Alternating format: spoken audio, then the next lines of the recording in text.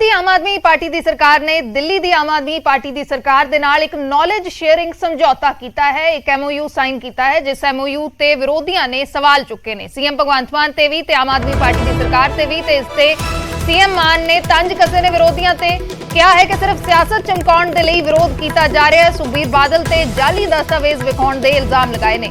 भगवंत मान ने सुखबीर बादल ते तंज कसदिआं कहा कि नॉलेज शेयरिंग एग्रीमेंट नूं समझण दे लई नॉलेज चाहीदी है।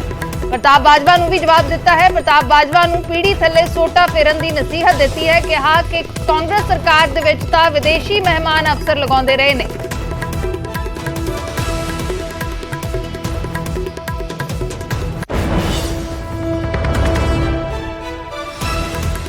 सीएम भगवंत मान ने जवाब दिते ने विरोधियों नूं। सुखबीर बादल ते प्रताप सिंह बाजवा नूं अपनी पीढ़ी थले सोटा फेरन दे लई कहा है। सुखबीर सिंह बादल ते जाली दस्तावेज दिखाउण दे इल्जाम लगाए ने, कहा कि नॉलेज शेयरिंग नूं समझण दे लई नॉलेज दी जरूरत हुंदी है। प्रताप बाजवा ने भी सवाल चुके ने इस MOU ते उन्हां दीआं स्टेटमेंट्स ते भी। भगवंत मान ने कहा है कि अपनी पीढ़ी थले सोटा फेरो, क्योंकि तुहाडी सरकार दे विच तां विदेशी मेहमान अफसर लगाउंदे रहे ने।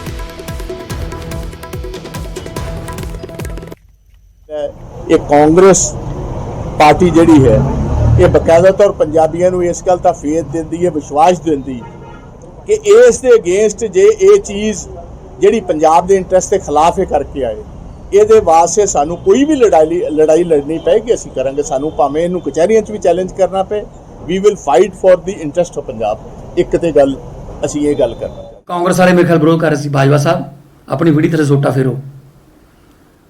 तुहाडे अपने मुख मंत्री दे घरें 4.5 साल विदेशी मेहमान चीफ सैकटरी लाउंदे सी, विदेशी मेहमान SSP लाउंदे सी, विदेशी मेहमान DGP लाउंदे सी। तुसीं चिट्ठियां लिखदे रह गए, बाद च उन्हां नाल तुसीं लंच डिनर करदे पाएगे, अलग गल है।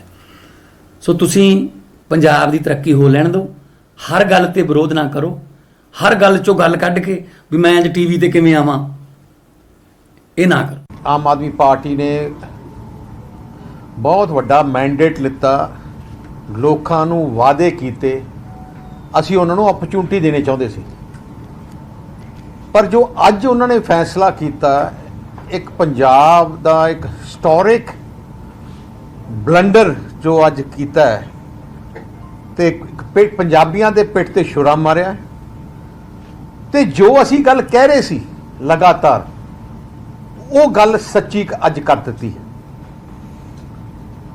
शुरू तो असी इक्को एक गल कही सी, केजरीवाल पंजाब दा मुख मंत्री बनना चाहता है।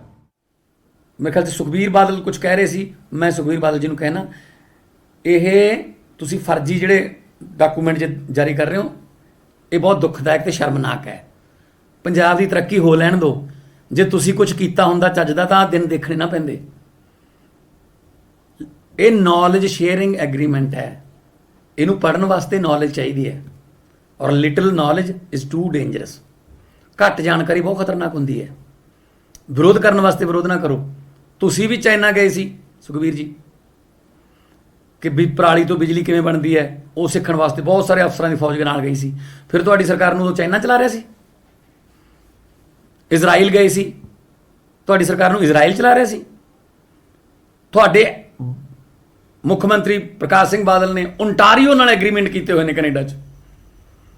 मुख्यमंत्री ने नवजोत सिंह सिद्धू ते भी बोलिया ते कहा कि सरकार दे खिलाफ आवाज चुकण तो पहला नवजोत सिंह सिद्धू नूं अपनी पार्टी तो ही मानता ले लेनी चाहिए है।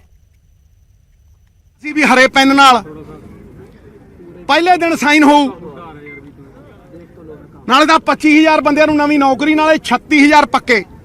ਜਿਹੜੇ 36000 ਪੱਕੇ ਕਹੇ ਸੀ ਘਰ ਦੇ ਬਾਹਰ ਬੈਠੇ ਭਗਵੰਤ ਮਾਨ ਦੇ, ਤੇ ਜਿਹੜੇ 25000 ਕਹੇ ਸੀ 1 ਮਹੀਨੇ ਚ ਨੋਟੀਫਿਕੇਸ਼ਨ, ਅੱਜ 37 ਦਿਨ ਹੋ ਗਏ। ਕਿਹੜਾ ਨੋਟੀਫਿਕੇਸ਼ਨ ਹੋਇਆ ਦਿਖਾ। ਮੈਂ ਵੀ ਉਹ ਠਹਿਰਦਾ ਯਾਰ, ਸਮਾਂ ਲੱਗਦਾ। ਫਿਰ ਕਹਿਣ ਦੀ ਕੀ ਲੋੜ ਸੀ ਵੀ 1 ਮਹੀਨੇ ਚ ਨੋਟੀਫਿਕੇਸ਼ਨ? ਫਿਰ ਕਿਉਂ ਕਿਹਾ ਸੀ 24 ਘੰਟੇ ਚ ਬਰਗਾੜੀ ਦਾ ਇਨਸਾਫ? ਫਿਰ ਕਿਉਂ ਕਿਹਾ ਸੀ ਵੀ ਪਹਿਲੇ ਦਿਨ ਹਰੀ ਸਿਆਹੀ ਦੇ ਨਾਲ 600 ਯੂਨਿਟ? ਉਦੋਂ ਨਹੀਂ ਸੀ ਸੋਚਦਾ ਸਮਾਂ।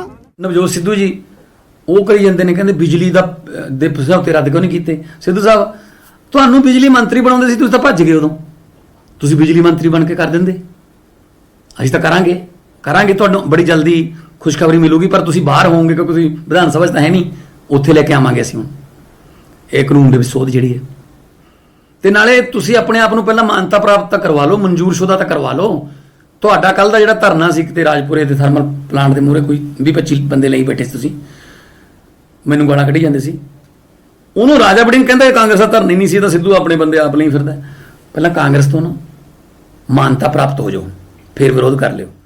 ਇਸ ਸਭ ਦੇ ਵਿਚਾਲੇ ਨਵਜੋਤ ਸਿੰਘ ਸਿੱਧੂ ਨੇ ਪ੍ਰਸ਼ਾਂਤ ਕਿਸ਼ੋਰ ਦੇ ਨਾਲ ਮੁਲਾਕਾਤ ਕੀਤੀ ਹੈ। ਸਿੱਧੂ ਨੇ ਟਵਿੱਟਰ ਤੇ ਤਸਵੀਰ ਸਾਂਝੀ ਕੀਤੀ, ਪੀਕੇ ਦੇ ਨਾਲ ਲਈ ਸੈਲਫੀ ਸਾਂਝੀ ਕੀਤੀ, ਪੁਰਾਣੇ ਦੋਸਤ ਪੀਕੇ ਦੇ ਨਾਲ ਸ਼ਾਨਦਾਰ ਮੀਟਿੰਗ ਹੋਈ ਇਹ ਕਿਹਾ, ਤੇ ਨਾਲ ਹੀ ਲਿਖਿਆ ਕਿ ਪੁਰਾਣੀ ਸ਼ਰਾਬ, ਪੁਰਾਣਾ ਸੋਨਾ, ਪੁਰਾਣਾ ਮਿੱਤਰ ਸਭ ਤੋਂ ਬੈਸਟ ਹੁੰਦਾ ਹੈ। ਪ੍ਰਸ਼ਾਂਤ ਕਿਸ਼ੋਰ ਕੱਲ ਪੂਰਾ ਦਿਨ ਚਰਚਾ ਦੇ ਵਿੱਚ ਰਹੇ ਨੇ। ਦਰਅਸਲ ਕੱਲ ਦੁਪਹਿਰ ਵੇਲੇ ਪ੍ਰਸ਼ਾਂਤ ਕਿਸ਼ੋਰ ਨੇ ਕਾਂਗਰਸ ਦੀ ਆਫਰ ਠੁਕਰਾ ਦਿੱਤੀ। ਕਾਂਗਰਸ 'ਚ ਸ਼ਾਮਲ ਹੋਣ ਦੀਆਂ ਚਰਚਾਵਾਂ ਸੀ, ਲੇਕਿਨ ਆਫਰ ਠੁਕਰਾ ਦਿੱਤੀ। ਪ੍ਰਸ਼ਾਂਤ ਕਿਸ਼ੋਰ ਨੇ ਕਾਂਗਰਸ ਵੱਲੋਂ ਬਣਾਈ ਐਕਸ਼ਨ ਕਮੇਟੀ 'ਚ ਸ਼ਾਮਲ ਹੋਣ ਤੋਂ ਇਨਕਾਰ ਕਰ ਦਿੱਤਾ। ਤਾਂ ਸ਼ਾਮ ਹੁੰਦੇ ਨਵਜੋਤ ਸਿੰਘ ਸਿੱਧੂ ਨੇ ਪੀਕੇ ਦੇ ਨਾਲ ਮੁਲਾਕਾਤ ਦੀ ਆਪਣੀ ਤਸਵੀਰ ਸਾਂਝੀ ਕਰਕੇ ਨਵੀਂ ਚਰਚਾ ਛੇੜ ਦਿੱਤੀ ਹੈ। ਤਾਂ ਕੀ ਕੁਝ ਪੱਕ ਰਿਹਾ ਹੈ, ਇਹ ਸਵਾਲ ਹੈ ਕਿ ਨਵਜੋਤ ਸਿੰਘ ਸਿੱਧੂ ਤੇ ਪ੍ਰਸ਼ਾਂਤ ਕਿਸ਼ੋਰ ਵਿਚਾਲੇ ਕੋਈ ਗੱਲਬਾਤ ਹੋਈ ਹੈ, ਕੁਝ ਪੱਕ ਰਿਹਾ ਹੈ, ਕਿਉਂਕਿ ਪ੍ਰਸ਼ਾਂਤ ਕਿਸ਼ੋਰ ਵੀ ਕਾਂਗਰਸ ਦੇ ਵਿੱਚ ਸ਼ਾਮਲ ਹੋਣ ਦੀ ਚਰਚਾ ਸੀ, ਲੇਕਿਨ ਇਹ ਆਫਰ ਠੁਕਰਾ ਦਿੱਤਾ ਹੈ।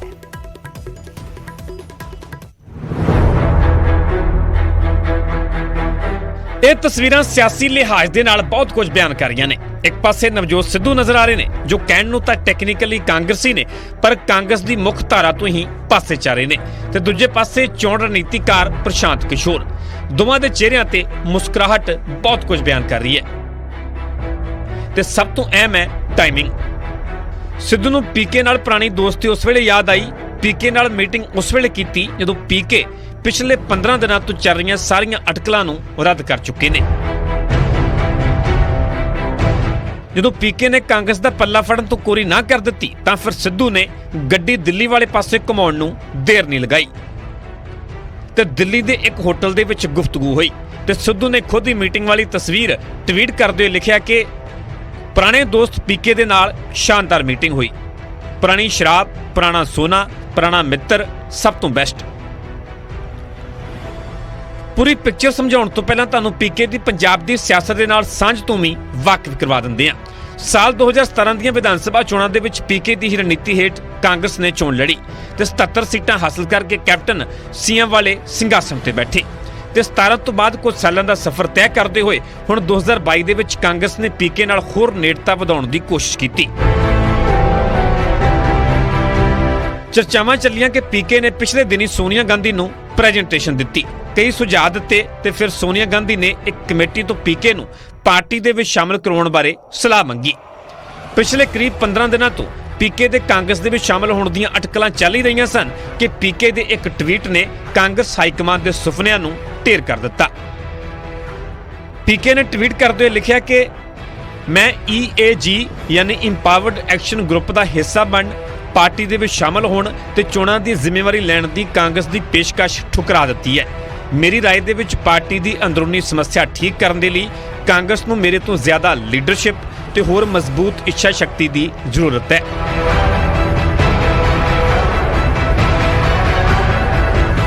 ਪੀਕੇ ਨੇ ਤਾਂ ਕਾਂਗਰਸ ਦੀ ਪੇਸ਼ਕਸ਼ ਨੂੰ ਠੁਕਰਾ ਦਿੱਤਾ ਹੈ, ਪਰ ਸਿੱਧੂ ਤਾਂ ਅਜੇ ਕਾਂਗਰਸੀ ਹੀ ਨੇ। ਪਰ ਫਿਰ ਵੀ ਇੱਕੋ ਫਰੇਮ ਦੇ ਵਿੱਚ ਦੋਵੇਂ ਨਜ਼ਰ ਆਉਣ, ਪੁਰਾਣੀ ਦੋਸਤੀ ਦਾ ਵੀ ਹਵਾਲਾ ਦਿੱਤਾ ਜਾਵੇ, ਚਿਹਰੇ ਤੇ ਮੁਸਕਰਾਹਟ ਵੀ ਹੋਵੇ, ਤਾਂ ਫਿਰ ਸੰਕੇਤ ਤਾਂ ਬਹੁਤ ਮਿਲਦੇ ਨੇ। Bureau report, news 18 Punjab.